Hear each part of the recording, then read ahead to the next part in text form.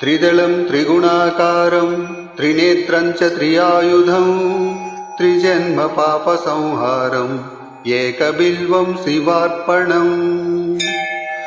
त्रिशाखै बिल्वपत्रैश्च अच्छिद्रै कोमलै शुभै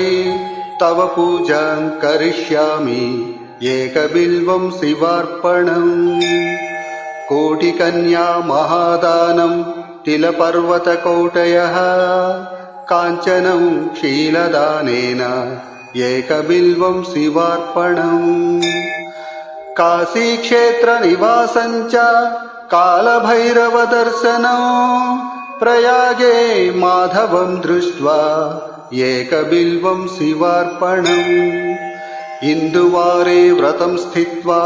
निराहारो महेश्वर नक्तं हौष्यामि देवेश एकबिल्वं शिवार्पणम् रामलिङ्गप्रतिष्ठा च वैवाहिककृतं तथा तटाकानि च सन्धानम् एकबिल्वं शिवार्पणम्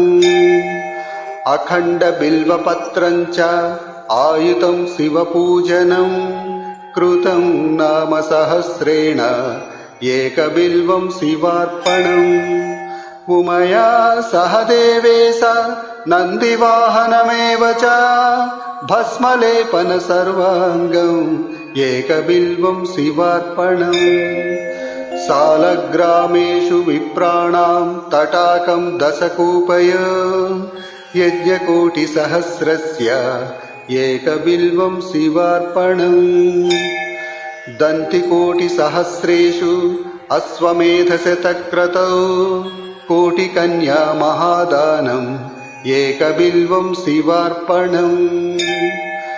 बिल्वानां दर्शनं पुण्यं स्पर्शनं पापनाशनम् अघोरपापसंहारम् एकबिल्वं शिवार्पणम् सहस्रवेदपाठेषु ब्रह्मस्थापनमुच्यते अनेकव्रतकोटीनाम्